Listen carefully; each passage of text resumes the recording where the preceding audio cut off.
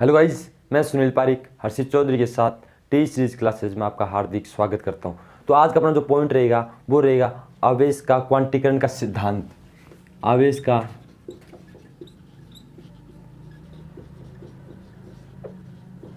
क्वांटीकरण का सिद्धांत।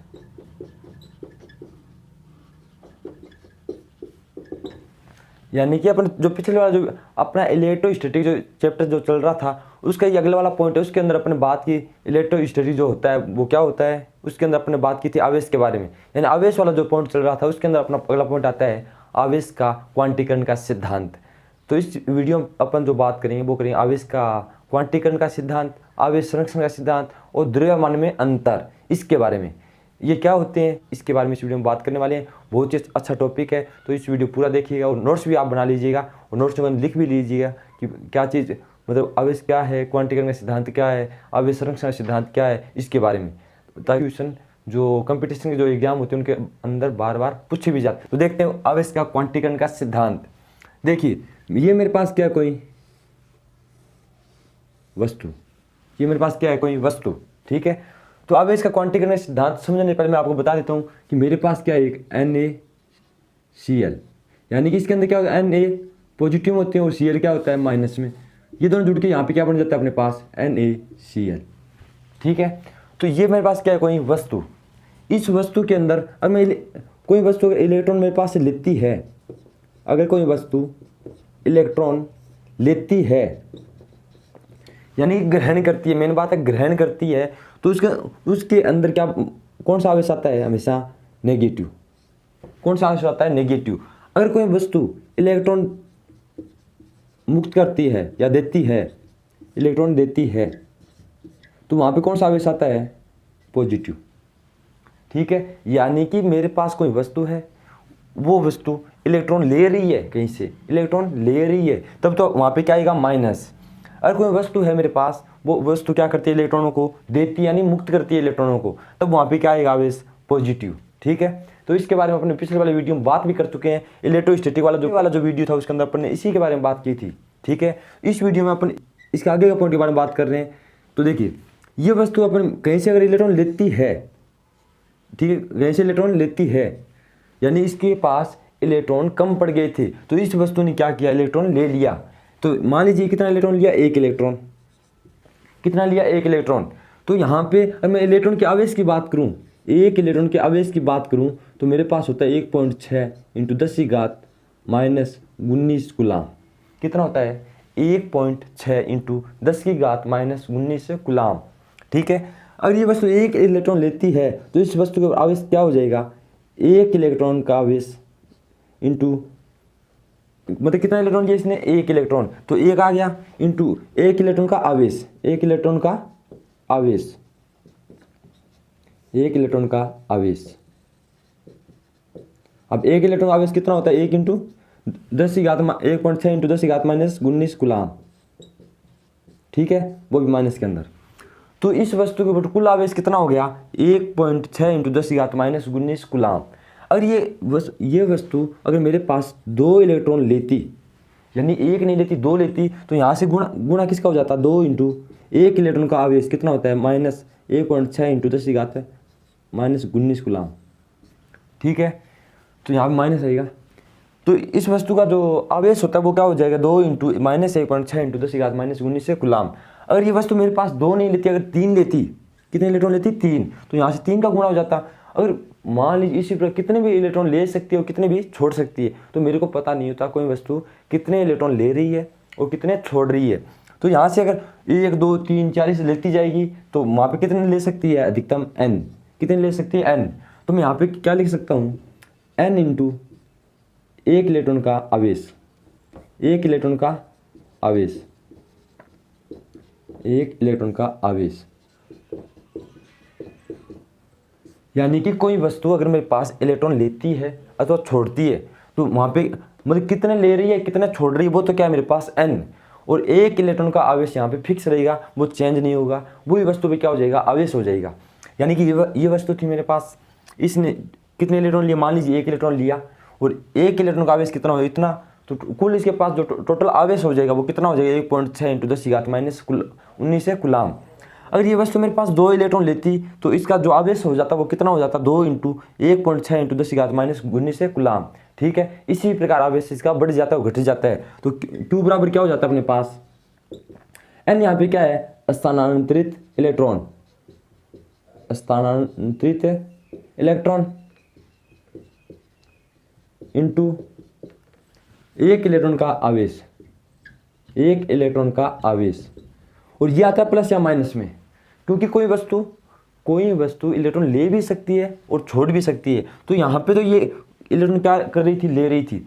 अगर ये इलेक्ट्रॉन छोड़ती, क्या करती, इलेक्ट्रॉन को छोड़ती, तो यहाँ पे क्या आता, पॉजिटिव आता है, ये मेरे को पता है। अगर इलेक्ट्रॉन छोड़ते हुए कितने छोड़ रही है, अगर एक छोड़े तो एक, जितना छोड़ा इलेक्ट्रॉन यानी इसने एक छोड़ा, 1 इंटू 1 इलेक्ट्रॉन का आवेश -19 कूलाम। अगर ये 2 इलेक्ट्रॉनों को छोड़ती तो यहाँ पे क्या आता, 2 इंटू 1.6 इंटू 10⁻19 कूलाम। और 3 छोड़ते 3 आ जाता, यानी कि वही बात है सेम। तो n इंटू 1 इलेक्ट्रॉन का आवेश। अब यहाँ पे छोड़ने वाले इलेक्ट्रॉन हो सकते हैं और लेने वाले भी हो सकते हैं, यानी कि मेन बात यही है कि ये कितने इलेक्ट्रॉन ले रही है अथवा छोड़ रही है, ट्रांसफर हो रहे हैं इधर उधर, वो वाले इलेक्ट्रॉन इंटू 1 इलेक्ट्रॉन का आवेश। तो यहाँ से क्या आ जाएगा अपने पास, प्लस माइनस स्थानांतरित इलेक्ट्रॉन इंटू 1 इलेक्ट्रॉन का आवेश। अब स्थानांतरित इलेक्ट्रॉन क्या होता है अपने मेरे पास, n इंटू 1 इलेक्ट्रॉन का आवेश। 1 इलेक्ट्रॉन का आवेश कितना होता है, ई, क्या होगा, ई। तो ये क्या हो जाएगा मेरे पास, Q बराबर n इंटू ई। ठीक है, तो आवेश क्वांटीकरण का सिद्धांत क्या है कि कोई वस्तु अगर इलेक्ट्रॉनों को छोड़ती है अथवा लेती है, यानी कि मुक्त करती है अथवा ग्रहण करती है, तो उसके अंदर जो उसका आवेश होता है वही क्या होता है, आवेश क्वांटीकरण का सिद्धांत। परंतु यहाँ से मेन बात उठी ये आती है कि ये क्या होता है, पूर्ण गुणज होता है। क्या होता है, पूर्ण गुणज। ये वस्तु अगर आवेश लेती है या छोड़ती है, यानी इलेक्ट्रॉनों को अगर लेती है अथवा छोड़ती है, तो वो क्या होता है, पूर्ण गुणज। अब पूर्ण गुणज क्या होता है, यानी कि कोई वस्तु अगर इलेक्ट्रॉन को छोड़ेगी तो मिनिमम कितने छोड़ सकती है, 1।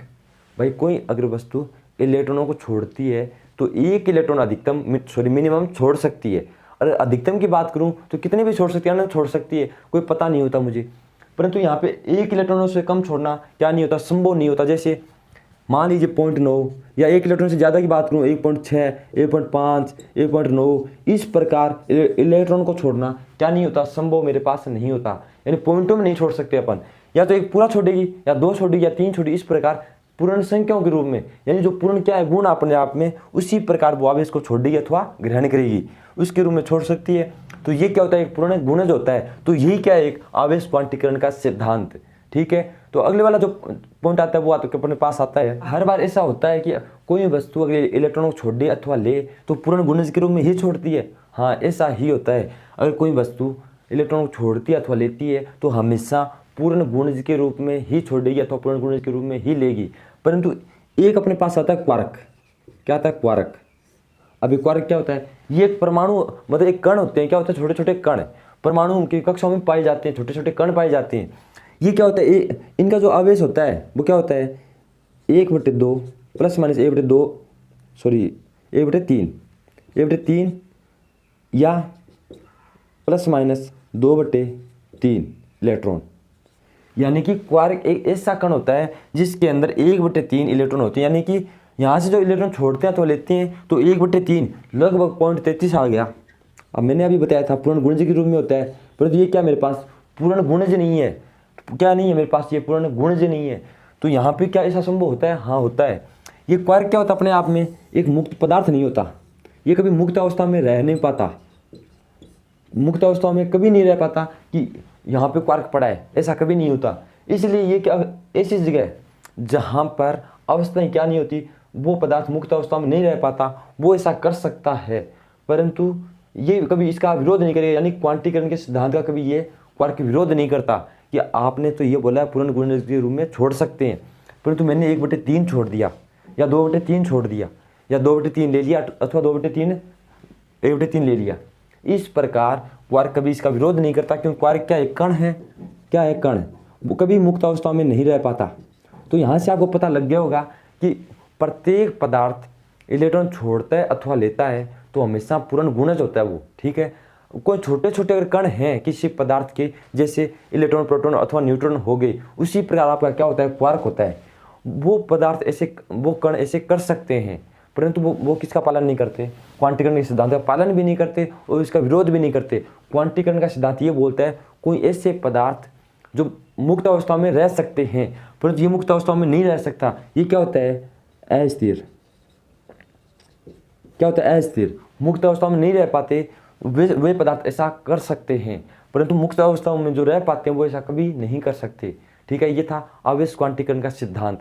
अब जो बात करने वाले हैं, अपने करने वाले हैं द्रव्यमान में अंतर के बारे में, यानी कि जब अपन इलेक्ट्रॉन लेते हैं अथवा छोड़ते हैं क्वांटीकरण के सिद्धांत के अनुसार, तो वहां पे द्रव्यमान में क्या अंतर आता है उसके बारे में।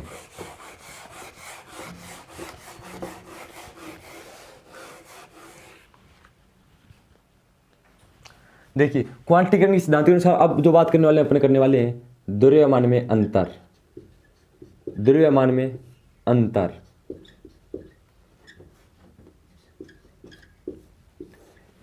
अब द्रव्यमान में अंतर क्या होता है उसके बारे में भी जान लेते हैं थोड़ा। मान लीजिए मेरे पास क्या कोई वस्तु, क्या कोई वस्तु अगर ये इलेक्ट्रॉन लेती है अथवा छोड़ती है, मैंने अभी बात की थी कि कोई वस्तु अगर इलेक्ट्रॉन लेती है तो छोड़ती है, उसका आवेश में क्या होता है, परिवर्तन होता है। हाँ, रियलिटी में परिवर्तन होता है भाई, परंतु यहाँ पे अगर आवेश लेगी अथवा छोड़ेगी तो क्या द्रव्यमान में अंतर होगा या नहीं होगा, या कम होगा या ज़्यादा होगा, उसके बारे में अब इस पॉइंट के अंदर अपन बातें करने वाले हैं। तो देखिए, एक इलेक्ट्रॉन का आवेश द्रव्यमान कितना होता है, एक इलेक्ट्रॉन का द्रव्यमान होता है 9.1 × 10⁻31 kg। कितना होता है, 9.1 × 10⁻31 kg। ठीक है, अगर ये वस्तु मेरे पास अगर इलेक्ट्रॉन को लेती है, सॉरी ये इलेक्ट्रॉन क्या करती है, लेती है, इस पर लगा देता हूँ निशान। अगर ये कोई वस्तु इलेक्ट्रॉन को लेती है तो यहाँ पे इलेक्ट्रॉन क्या हो जाएंगे, ज़्यादा इलेक्ट्रॉन क्या हो जाएंगे, बढ़ जाएंगे। और ये वस्तु इलेक्ट्रॉन को छोड़ती है, यानी मुक्त करती है इलेक्ट्रॉनों को, तो वहाँ पे इलेक्ट्रॉन क्या हो जाएंगे, आपके कम हो जाएंगे। इलेक्ट्रॉन क्या हो जाएंगे, कम। यहाँ पे इलेक्ट्रॉन क्या हो जाएंगे, ज़्यादा। जब कोई वस्तु अगर इलेक्ट्रॉन लेती है तो वहाँ पे इलेक्ट्रॉन की संख्या क्या हो जाती है, बढ़ जाती है। मान लीजिए इस वस्तु के पास पहले 2 थे, इसने एक इलेक्ट्रॉन ले लिया तो यहाँ पे कितने हो जाएंगे, 3। और इस वस्तु के पास पहले 2 थे, इसने एक छोड़ दिया तो यहाँ पे इलेक्ट्रॉन कितने हो जाएंगे, 1। यानी कि कोई वस्तु अगर इलेक्ट्रॉन लेती है तो वहाँ पे इलेक्ट्रॉनों की संख्या बढ़ जाती है। अगर कोई वस्तु मेरे पास है वो इलेक्ट्रॉनों क्या करती है, छोड़ती है, तो वहाँ पे इलेक्ट्रॉन क्या हो जाते हैं, कम हो जाते हैं।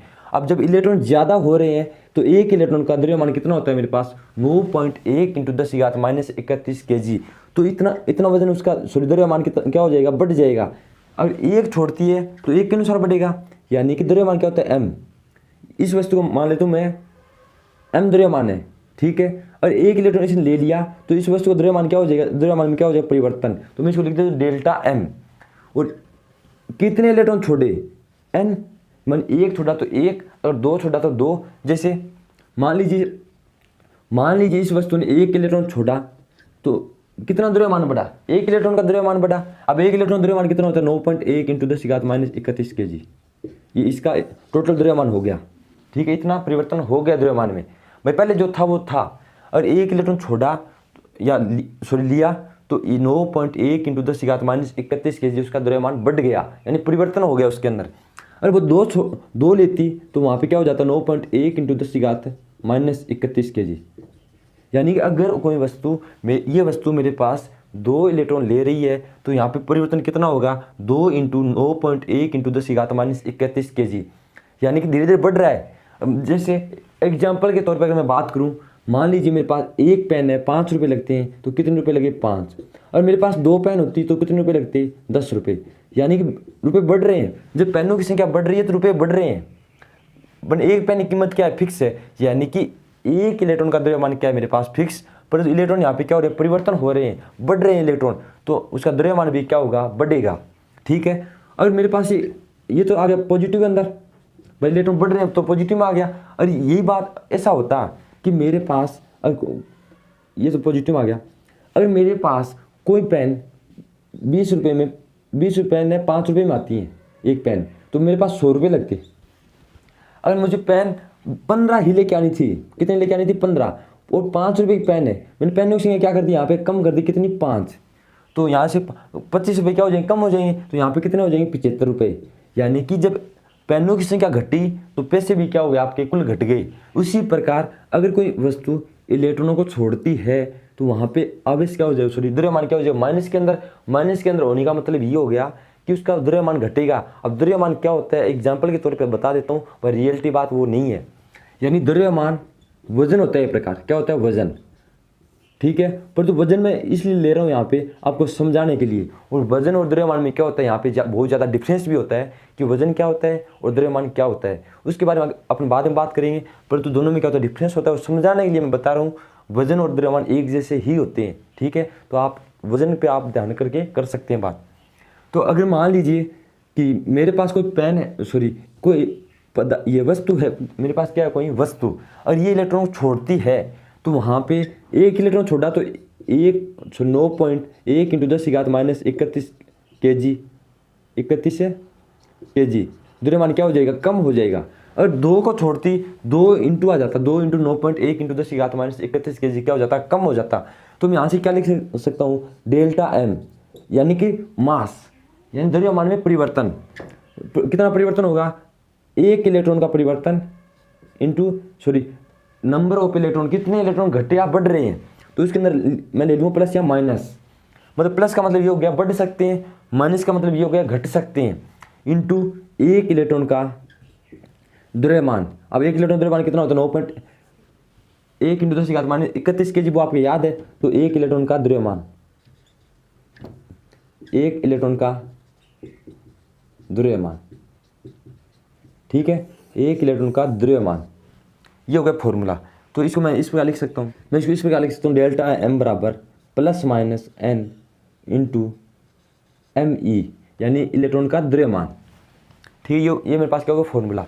तो एक बार और समझा देता हूँ सही ढंग से, और बेस्ट एग्जांपल के तौर पे मान लीजिए मेरे पास ये क्या है चीनी, ये मेरे पास क्या चीनी यानी शुगर, और इस चीनी से मैं थोड़े थोड़े दाने अगर निकालता हूँ तो इसके वजन में क्या होती है कमी, और थोड़े थोड़े दाने बढ़ाता हूँ तो इसके वजन में क्या होती है वृद्धि। तो ये कोई वस्तु थी, अगर यहाँ पे इलेक्ट्रॉन को अगर मैं धीरे धीरे घटा रहा हूँ एक दो करके तो इसके द्रव्यमान में क्या होगी कमी होगी। और मैं यहाँ पे इलेक्ट्रॉन मिला रहा हूँ एक दो करके तो इसके द्रव्यमान में क्या होगी वृद्धि होगी। तो यहाँ पे द्रव्यमान में क्या हो जाएगा आपका डिफरेंस हो जाएगा, क्या हो जाएगा डिफरेंस। अब देखिए इनमें बड़ा कौन होता है, बड़ा कौन होता है, ये फॉर्मूला आपने देख लिया होगा। आप वीडियो पीछे करके आप स्क्रीनशॉट भी ले सकते हैं, और ये आप नोट्स भी बना लीजिएगा साथ में, ताकि बहुत ही ज़्यादा काम भी आते हैं पॉइंट। मान लीजिए यहाँ से इलेक्ट्रॉन क्या कर रही है, ग्रहण कर रही है वस्तु, क्या कर रही है ग्रहण। यहाँ से क्या कर रही है वस्तु, इलेक्ट्रॉनों को छोड़ रही है, यानी मुक्त कर रही है। अब इसको मान लेता हूँ एम डैश, इसको मान लेता हूँ एम डबल डैश। अब M dash M double dash ये वस्तु, इनके अंदर बड़ा कौन हुआ, या तो इलेक्ट्रॉन ग्रहण करता तब बड़ा हुआ, या वस्तु जो पहले थी वो बड़ी थी, या इलेक्ट्रॉन जो छोड़ दिए बाद में वस्तु क्या होगी बड़ी होगी। इसके बारे में बात करते हैं, बड़ा कौन है। मान लीजिए कि ये मेरे पास वस्तु थी, इसके अंदर कुछ भी द्रव्यमान रहा होगा पहले, तो इसने अगर इलेक्ट्रॉन ग्रहण कर लिए तो इसके अंदर इलेक्ट्रॉन द्रव्यमान का मान क्या हो गया बढ़ गया, द्रव्यमान क्या हो गया बढ़ गया। और अगर इस वस्तु ने इलेक्ट्रॉन छोड़ दिए तो इस वस्तु का द्रव्यमान क्या हो गया घट गया, और इस वस्तु का पहले द्रव्यमान क्या था एम था, ठीक है। यानी कि एम द्रव्यमान की एक वस्तु ने इलेक्ट्रॉन ग्रहण किए तो उसके द्रव्यमान में क्या होगी वृद्धि होगी। अगर एम द्रव्यमान की एक वस्तु ने इलेक्ट्रॉन छोड़े तो उसके द्रव्यमान में क्या होगी कमी होगी। तो इसके अंदर बड़ा कौन हुआ, जो ये एम डैश है वो सबसे बड़ा है, एम डैश क्या है सबसे बड़ा। और उसके बाद छोटा कौन आता है एम आता है, उसके बाद छोटा कौन आता है एम डबल डैश। तो आपको पता लग गया होगा कि अगर ये इलेक्ट्रॉन इसके अंदर मिलेंगे तो सीधी सी बात है द्रव्यमान बहुत ज़्यादा बढ़ेगा। पहले कोई वस्तु अगर 2 किलो की थी मेरे पास, अगर समझाने के तौर पे बात करूं, ये वस्तु कोई 2 किलो की थी मेरे पास, ठीक है। अगर इसके अंदर मैंने 100 ग्राम वजन और डाल दिया, 100 ग्राम वजन सॉरी 1 किलो वजन और डाल दिया, 1 kg वजन और मिला दिया मैंने इसके अंदर, ठीक है। तो ये वस्तु कितनी की हो गई 3 किलो की। अब सोचिए M1 यानी जब इसके अंदर मैंने मिलाया तो इसके वस्तु का द्रव्यमान कितना हो गया 3। पहले वस्तु कितने की थी 2 की थी, और ये 1 किलो छोड़ती तो ये वस्तु कितने की हो जाती 1 kg की। तो सबसे बड़ा कौन है ये 3, बाद में 2, बाद में 1। तो इसी प्रकार अगर किसी वस्तु में इलेक्ट्रॉन मिलाए जाते हैं यानी इलेक्ट्रॉन लेती है कोई वस्तु तो वहाँ पे द्रव्यमान में बढ़ोतरी होती है। तो सबसे बड़ा कौन होगा एम डैश। अगर कोई वस्तु पहले से पड़ी है तो वो क्या होगा कम होगा, और उसकी अपेक्षा ये ज़्यादा कम होगा, क्योंकि कोई वस्तु अगर इलेक्ट्रॉन छोड़ती है, इलेक्ट्रॉनों को छोड़ती है, तो वहाँ पे द्रव्यमान में क्या होगी, कमी होगी। तो ये वाला सबसे क्या होगा, छोटा होगा। तो ये था अपना द्रव्यमान में अंतर। तो वस्तु के द्रव्यमान में डिफरेंस होता है अगर इलेक्ट्रॉन छोड़ती है अथवा लेती है तो। ठीक है, अब जो बात करने वाले हैं कि आवेश संरक्षण का सिद्धांत, यानी आवेश संरक्षण का सिद्धांत क्या है उसके बारे में। तो देखते हैं आवेश संरक्षण का सिद्धांत, देखते हैं अपन अब आवेश संरक्षण का सिद्धांत, यानी कि आवेश संरक्षण का सिद्धांत क्या है उसके बारे में बात करते हैं। तो देखिए, आवेश संरक्षण सिद्धांत को मैं बताने से पहले बता देता हूँ, अपने को पता होना चाहिए विलगित निकाय क्या होता है। विलगित निकाय के बारे में बात कर लेते हैं अपन। मान लीजिए मेरे पास क्या है, मैंने ये समीकरण लिख दिया, यहाँ पे ये समीकरण लिखी है, देखिए एन ए यहाँ पे क्या पॉजिटिव के आवेश, क्लोरीन Cl क्या यहाँ पे नेगेटिव के आवेश, दोनों मिलके यहाँ पे क्या हो गया अपने पास NaCl। ठीक है, ये मेरे पास पॉजिटिव के थे, ये मेरे पास नेगेटिव के थे, जब दोनों को मैंने मिला दिया तो यहाँ पे क्या बन गया मेरे पास NaCl। ठीक है, अब जो बात करते हैं, इस जो आपके सामने टेबल दिखाई दे रही है, इस टेबल को अपने को पूरा करना है। और ये टेबल पूरी हो जाती है उसके बाद में अपना बात किसी करेंगे, ये जो अपने पास आवेश संरक्षण का सिद्धांत है उसकी बात करेंगे। देखिए यहाँ पे कुल आवेश क्या है, कौन सा वाला, पॉजिटिव वाला। तो प्रक्रिया के पहले और प्रक्रिया के बाद, यानी कि मेरे पास सबसे पहले मुझे पता करना है कि अपने पास यहाँ पे कुल आवेश कितना है, पॉजिटिव वाला, प्रक्रिया के पहले और प्रक्रिया के बाद। तो प्रक्रिया पहले ये आवेश कितना है, एक, कितना, एक, तो मैं यहाँ पे लिख देता हूँ एक। ठीक है, और प्रक्रिया के बाद कितना है पॉजिटिव वाला, यहाँ पे कुछ भी नहीं है, तो यहाँ पे क्या लिख देता हूँ मैं, शून्य। ठीक है, अब बात करता हूँ कुल आवेश अब बात करता हूँ कुल आवेश माइनस वाले की, ऋणात्मक की, और प्रक्रिया के पहले और प्रक्रिया के बाद की बात। प्रक्रिया के पहले कितना, ऋणात्मक एक, ये तो पॉजिटिव वाला हो गया, यहाँ पे आ गया। नेगेटिव वाला कितना, एक, तो मैं यहाँ पे लिख देता हूँ एक। और यहाँ पे प्रक्रिया के बाद कितना है, यहाँ पे क्या है, शून्य, तो मैं यहाँ पे क्या लिख देता हूँ, शून्य। ठीक हो गया। अब बात करते हैं कुल आवेश की संख्या, यानी कि प्रक्रिया के पहले कितना कुल आवेश है और प्रक्रिया के बाद कुल कितना आवेश है। तो प्रक्रिया के पहले कितना है, एक, ये कितना हो गया, दो। ठीक है, और प्रक्रिया के बाद कितना है, यहाँ पे कुछ भी नहीं है, ना तो पॉजिटिव है ना यहाँ पे नेगेटिव है, तो यहाँ पे क्या हो गया, शून्य। ठीक, अब बात करते हैं नेट आवेश। अब नेट आवेश क्या होता है, कुल आवेश, और कुल आवेश को हमेशा जो पॉजिटिव वाला होता है उसको अलग जोड़ो और नेगेटिव वाला होता है उसको अलग जोड़ो। तो देखते हैं कि पहले आवेश कितना, पॉजिटिव का एक है तो प्लस एक। ठीक है, उस सभी का योग होता है, जब वो माइनस में हो तो भी योग होगा और प्लस में तो भी क्या होगा, योग होगा। मानिए नेट आवेश, पॉजिटिव का आवेश कितना है पहले, प्लस एक, और नेगेटिव आवेश कितना है, एक, तो यहाँ पे प्लस नेगेटिव का आवेश, यानी प्लस एक प्लस इसका नेगेटिव कितना, माइनस एक, यानी माइनस एक आवेश है, तो दोनों का योग क्या हो गया, शून्य। और प्रक्रिया के बाद की अगर मैं बात करूं तो प्रक्रिया के बाद की कितनी है, NaCl, यानी कि यहाँ पे कुछ भी नहीं है, तो यहाँ पे क्या, शून्य। तो इस टेबल के अनुसार यहाँ पर ये दोनों चीज़ें क्या नहीं है, समान नहीं है, यहाँ पर भी क्या नहीं है, बराबर नहीं है, यहाँ पर भी क्या नहीं है, बराबर नहीं है, परंतु यहाँ पर जाके ये चीज़ें क्या होगी, मेरे पास इक्वल हो गई, क्या होगी, इक्वल। तो यही क्या है, आवेश संरक्षण का सिद्धांत। तो देखते हैं, मैंने लिख के भी रखा है मैंने यहाँ पे, विलगित निकाय।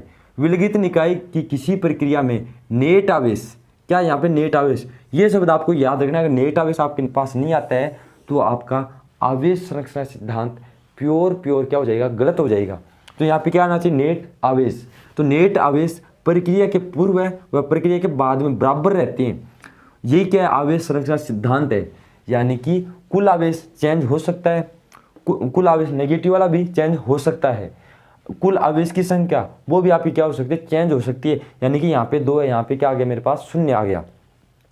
परंतु जो नेट आवेश जो होता है वो क्या नहीं होता, कभी चेंज नहीं होता बार बार, वो हमेशा क्या रहता है, बराबर रहता है। अगर आपके पास बराबर है नेट आवेश, यानी कि प्रक्रिया के पहले आवेश और प्रक्रिया के बाद का नेट आवेश, अगर ये दोनों बराबर हैं तो हमेशा वो क्या होगा, आवेश संरक्षण सिद्धांत होगा। क्या होगा, आवेश संरक्षण का सिद्धांत। ठीक है, यही मेरे पास क्या, आवेश संरक्षण सिद्धांत। तो मैंने इसको लिखा कैसे है, सिग्मा क्यू इनिशियल बराबर सिग्मा क्यू फाइनल। ठीक है, इनिशियल का मतलब हो गया प्रक्रिया के पहले आवेश, प्रक्रिया के पहले आवेश क्या है, शून्य, बराबर सिग्मा मतलब योग, सिग्मा का मतलब क्या होता है, योग होता है। सिग्मा क्यू मतलब आवेश, फाइनल मतलब पहले आवेश कितना था और बाद में आवेश कितना हो गया, शून्य। तो ये दोनों क्या हो गए, बराबर। यही आपका क्या है, आवेश संरक्षण का सिद्धांत।